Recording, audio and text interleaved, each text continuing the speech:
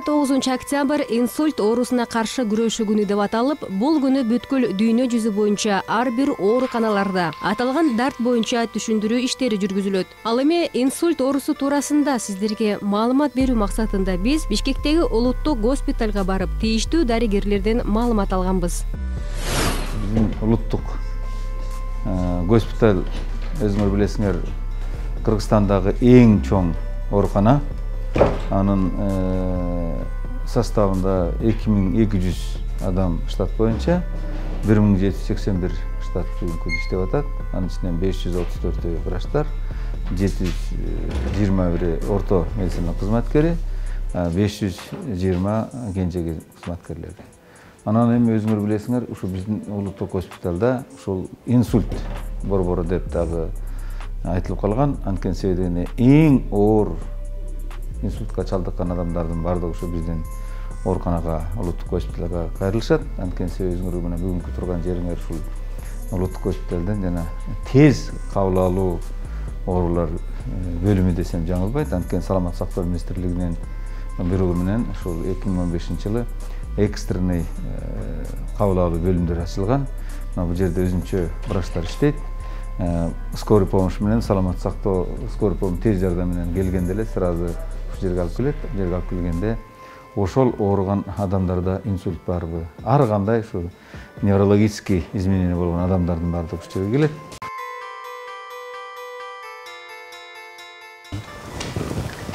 Мындай. Көздү ачыңызчы.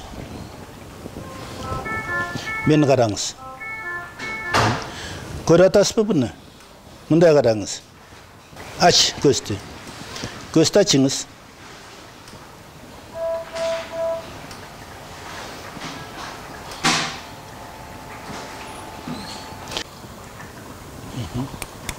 Карап туруңуз. Карап туруңуз. Эгерде самом деле ошол больной акыл эсин жоготуп, стационарный жумуштарга кабыл турган болсо, сразу палата интенсивный терапия деген бизде 10 койка палата ачып койгонбуз. Ага жетет. Андан кийин эгерде жакшы болгондон кийин отделениеге, экинчи отделение которулат.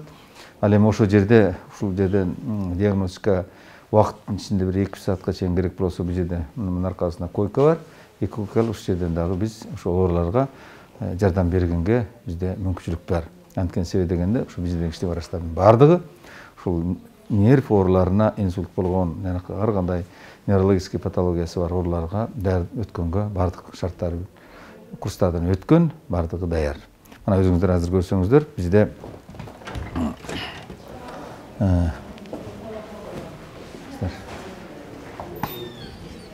мына боякта бизде өзүңөр көрөсүңөр, бул неврологический отделение. Анан саламатсыздар. Мына бул жерде бизде ушул оорулар келген. Мына палата интенсивный терапия деген мына жерде 10 койка жатат. 10 койкада. Анан бул жерде өзүңөр көрүп атасыңар, бардыгы эми ушундай эмеге оор акыбалда калган оорулар. Анан бул жерде бардык шарттардын баары болгон түзүлгөн, бирок тилекке каршы өзүңөр билесиңер, бул жерде мына бүгүнкү күндө айта кетиш керек. Ушул биздин эле 9 айдын мына 10 айга бүтүп баратат. 9 айдын жыйынтыгы менен 2713 неврологический оорулар түшкөн. Ошонун ичинен 191 кайтыш болуп калган. Анткени себеби дегенде эң оор акыбалдагы больнойлор келип калат. Бирок тилекке каршы, анткени бул жерге дагы бул ооруканага, инсультный ушул палатага Бишкектен эмес, региондордун бардык жеринен келишет. Оштон алып келишет, кээде самолет менен. Өзгөчө мына түндүк жактагы Көл, Нарын, Талас, Чүй областынан постоянно келет болгон. Анткени себеби дегенде, бул жерде жогорку деңгээлдеги врачтар иштейт. Мына мен деле иштегенине 40 жылдай болуп калды. Ошо 40 жыл мурун ошодон бери эле ушу инсульт ооруларын дарылап келе жатабыз. Ошол убактарда негизинен бул бизге ушу улгайгандар түшчү да. Көп эле улгайгандар. Анан кийин арасынан 1-2 жаш түшүп калса, жаштарда инсультка чалдыгып калыптыр деп ошондой аракет кылчу эле. Азыр кадыресе көнмүш болуп калды. Жаштардын арасында ал тургай мына 20-30 жаштын тегерегиндегилер бар, 40 жаштагылар бар. Мына мындай да бул жерде. Ошо инсультка чалдыккандардын ошо 30%га жакыны 28% бул жумушка жөндөмдүүлөр. Кадимки иштеп жүргөн кишилер болот. Калганы бир 80% албетте бул жанагы жашы улгайган кишилер болуп эсептелет да. Анан мындай да инсультка чалдыккандан кийин адан майып болгондордун саны көп болот. Мына инсульттан кийин 80% булар жумушка жарамсыз болуп калат. Бир 20% эле кайра жумушуна келе тургандар болот да. Анан эмне үчүн көбөйүп атат бул жаштардын арасында? Буга чоң мааниде, медициналык эмес, социалдык мааниси да бар да. Анткен дегенде жумушка жарамдуулар ооруп атпайбы бул жерде? Жумушка жарамдуулар бар. Жаштардын арасынан кезигет. Бул жерде биринчи кезекте мен айтат элем ушу жарандардын, биздин жарандардын өзүнөн эле күнөөсү кетет. Күнөөсү да. Биринчи жетте албетте жалпысын алганда экономикалык шартыбыз биздики начарыраак салыштырмалуу башка өлкөлөргө. Ал эми жарандардын ичинен болсо жаштар таптакыр эле өздөрүнүн ден соолугуна көңүл бурушпайт. Азыркы учурда кандайдыр бир аракет кылышат да, көп иштейбиз деп. Бир эмес 2-3 сменде жанагы швея дегендер бар, анан базарда отургандар бар, күнү түнү эле тынбай бир 2-3 сменде иштешет да булар. Анан өздөрүнө көзөмөл жасашпайт. Албетте мындай жанагы биздин экономикалык шартыбыз кыйын болгондуктан өзүнчө эле бир баягы нервке да күч келген ушу таасирдүү маанилүү нерселер бар да. Ушундай напряженияга, эмоцияга алдыргандар көп ошолордун өзүн. Анан өздөрү көңүл бурушпайт. Учурунда дарыгерлерге кайрылышпайт.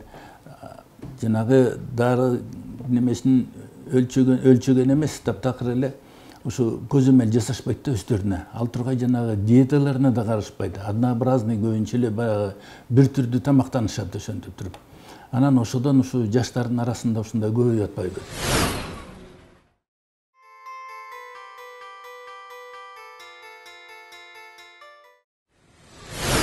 Инсульт деген мээ кан тамырынын кескин түрдө бузулушу. Инсульт бул эки түрдө болот. Геморрагиялык, анан ишемиялык. Ишемиялык деген бул мээнин кан тамырлары бүтөлүп калат. Бүтөлүп калат да мээге кан барбай калып туруп, ал жерден ишемия кетет. Инфаркт болот. Инфаркт мозга, инфаркт. Мээнде инфаркт болот. Ал эми геморрагиялык дегенде, или геморрагикалык деп коет. Геморрагиялыкта анда кан тамырларынын жарылып кетиши. Ал жерде кан тамырлар жарылып кетет, анан мээге же мээнин катмарларына анан тиги кан құйылып кетет. Экөөнүн тең кескин түрдө пайда болот. Бирок ошолордун ичинен жанагы геморрагиялык болгондо бул өтө оор, коркунучтуу, мээнин ичинде кан тамыр жарылган, аны атайын жанагындай кошумча текшерүүлөр менен, ангиографиялык текшерүүлөр менен аныктабасак, аны аныктоо кыйын болуп эсептелет. Ал эми ишемиялыкта болсо, анда мээнин кан тамырлары бүтөлөт дагы кандайдыр бир өлчөмдө. Кайсы клиника түрүндө деле кайсы кан тамыр кайсы жеринен канчалык бүтөлгөн аны билсе болот. Экөөндө дарылоо ыкмасы экөөндө эки башка болот.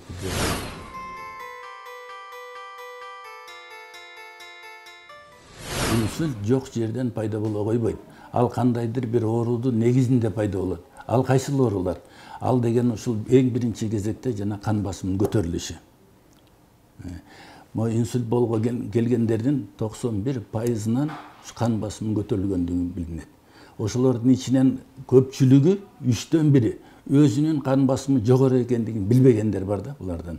3/2 билишет, кандайдыр бир өлчөмдө дарылардын, дармектерин ичип жүрүшөт, бирок ошолордун арасында да баягы үзгүлтүксүз ичкендер аз болуп атат. Анан жанагындай 3/1% булардын таптакыр ошо давлениясы өздөрүнүкү бар экенин билишпейт да, ошодон барып туруп инсультка чалдыгат. Бул биринчи болуп эсептелет. Экинчиси болсо бу жерде атеросклероз деп коебуз. Жанагы холестерин бүртүкчөлөрү кан составында бул көбөйүп кетет да. Буну дагы билишпейт. Аны только жанагы лабораториялык жол менен аныкташ керек. Аны сөзсүз мына 40 жаштан ашкандан кийин 50-ге жакындап калганда адан өткөндөрдүн дээрлик баарысы сөзсүз түрдө ушул канды текшерип, ал жерде холестериндин деңгээлин дайым контролдоп туруш керек. Ал тим койсо ал ошончолук тиги көбөйүп, анан кийин жанагы кан тамырларды бүтөй баштайт да, анан кийин кан айлануу системасы бузула баштайт, начар түшө баштайт тиги мээге. Кантип билинет ал? Жанагындай баягы күнүмдүк жумушун аткара албай калат, баш ооруу пайда болот, бат чарчап калышат ошентип. Анан кийин жанагы андай мындай ызычыларды көтөрө албай калат, ушундай болот да, баш айланып ушундай. Анан ошол деңгээлде сөзсүз түрдө дарыгерлерге булар кайрылыш керек болот.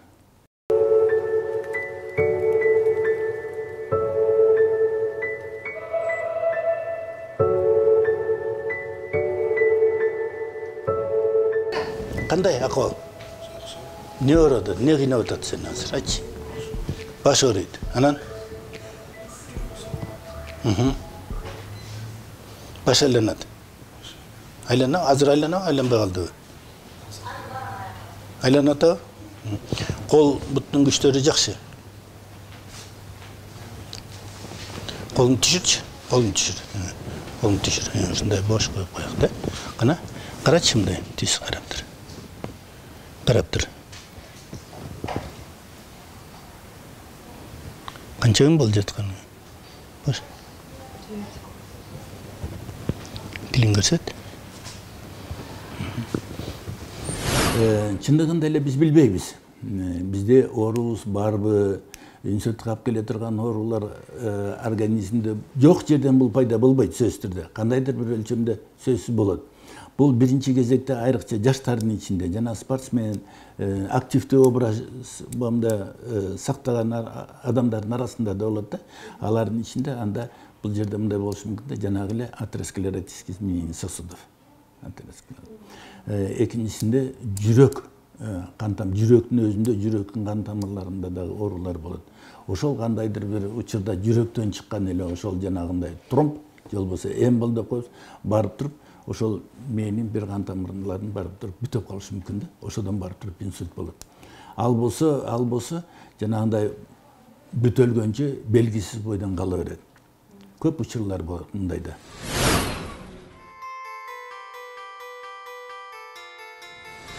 Инсульт же инсульт эмес экенин биз кайдан билебиз?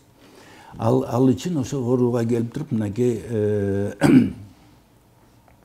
жанагындай удар деген бир тест бар да, тест бар. Биринчи кезекте эмнеге кылыш керек? Баягы ооруга келип туруп, баягы бетинин түзүлүшүн көрүш керек. Мына бетинин түзүлүшүн, мына бир жак ооз кыймылы ылдый түшүп турат бул жерде. Анан д деген движение кана көрсөтүш керек. Ал менен биринчи сүйлөш керек. Сүйлөй алабы, сүйлөй албайбы ушундай да. Анан момундай кыймылын көрсөтүш керек. Колун көтөрүп көргүлө, кыймылдайбы, эки колун бирдей көтөрө алабы, бутун көтөрө алабы. Инсульт айрыкча бир жагы, бир өрөөнү жапачык болот. Кыймылы жок болуп калат да. Анан кийин могу немеси сүйлөөсү. Ал менен кеңеш керек. Атың ким, канчадасың, сүйлөй алабы, сүйлөй албайбы. Мына ошону билиш керек. Анан барып туруп, эгерде ушулардын баарысы бар болсо, сөзсүз түрдө мына убакытты кетирбей, бул решение. Убакытты кетирбей, тез аранын ичинде тез жардамды чакырып туруп, буну ооруканага жетиш керек.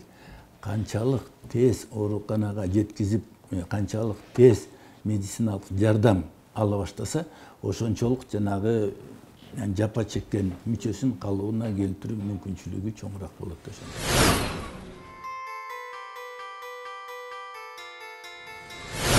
Ушундай да, ооруканада канча күн жатат? Ооруканада көп болсо бир 10-15, ашып кетсе 20 күндөн бир аз ашыгыраак жатат.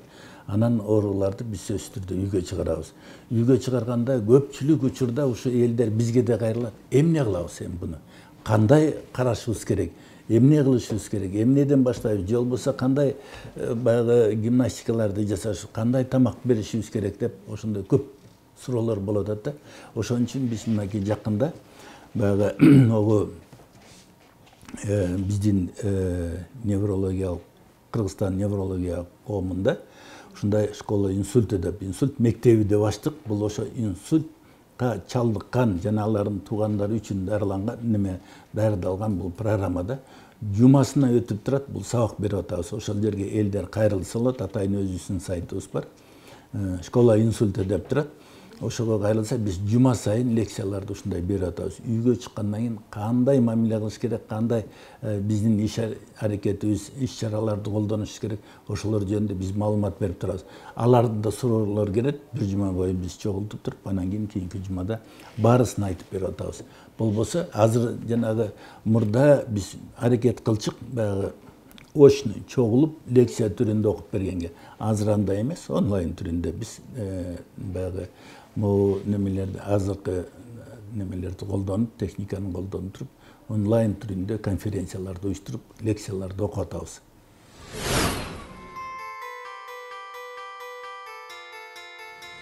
Ковид учурунда ковид болгон оорулардын ичинде да инсульт болгондор болуп атат. Эмне үчүн дегенде, могу ковидте birden bir керек болсо эң башкы себеби болуп туруп, жана кандын коюланып кетиши болуп атат.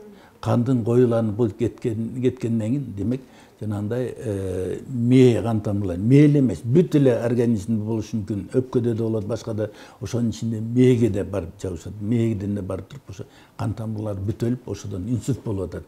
Анан жана инсульт болуп калгандарды болсо, алар жана ковид менен көрүлсө, алардын анысы эле бир кан тамырлары бүтөлгөн, тромбированный сосуддар бар. Жана ковид болсо дагы ошондой кан коюланат да барып туруп ошону күчөтөт. Аларды дарылаш экесе бизде кыйыныраак болот да, анан дозалары да көбүрөөк болот дары-дармегибиздин ошолордун. Чындыгында эле ал акыбалдан алып чыгыш биз үчүн өтө эле кыйын, чоң искусствону талап кылыш болуп атат азыр дарылоодо.